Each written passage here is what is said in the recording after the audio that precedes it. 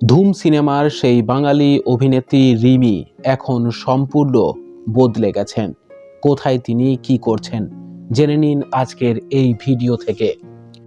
Hindi cinema প্রেমীদের মধ্যে যে সকল দর্শকেরা 90 এবং 2000-এর দশকে অ্যাকশন এবং কমেডি ধর্মীয় চলচ্চিত্র দেখতে বিশেষভাবে পছন্দ করতেন, তারা ধুম, হাঙ্গামার মতো মুভি দেখেননি এমনটা হতে পারে না। আর এই সময়েই এই ব্লকবাস্টার মুভিগুলিতে এক বঙ্গতনয়া অভিনয় করে কেড়ে নিয়েছিলেন নজর। তিনি আর কেউ নন, বাঙালি অভিনেত্রী রিমি সেন। বর্তমানে তাকে বড় পর্দায় খুব একটা দেখা না গেলেও সাম্প্রতিক সময়ে তার সামাজিক মাধ্যমে একটি ছবি ভাইরাল হওয়ার দরুন তিনি ফের উঠে এসেছেন সংবাদের শিরোনামে।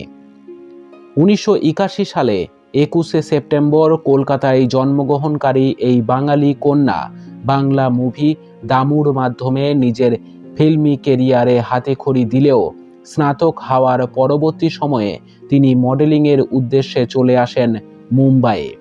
অতঃপর হিন্দি বিজ্ঞাপনের জগতে এক প্রথিতযশা মুখ হয়ে ওঠেন তিনি, যার ফলে তার কাছে অফার আসতে থাকে বিভিন্ন হিন্দি মুভির।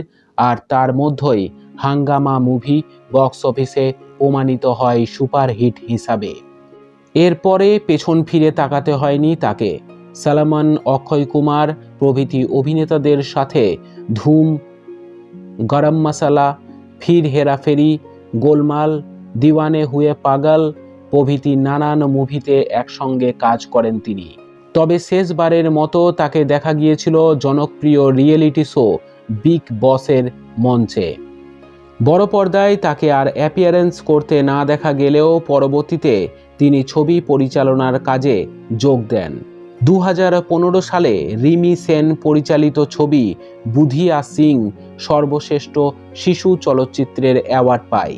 এরপরে পরিচালক হিসাবে তিনি বাংলা, তেলেগু, হিন্দি প্রভৃতি নানান ইন্ডাস্ট্রিতে নিজের ছাপ রেখেছেন। তবে পরিচালনার পাশাপাশি 2017 সালে বিজেপির মাধ্যমে নিজের রাজনৈতিক কেরিয়ার শুরু করেন রিমি।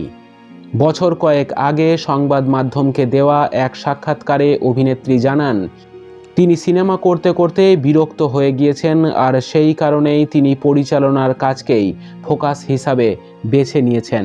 তবে অভিনয় জগৎ থেকে নিজেকে সরিয়ে নিলেও এখনও পর্যন্ত বলিউডের নানান অ্যাওয়ার্ড শোতে উপস্থিত থাকতে দেখা যায় এক সময়ের এই গ্ল্যামার কুইনকে।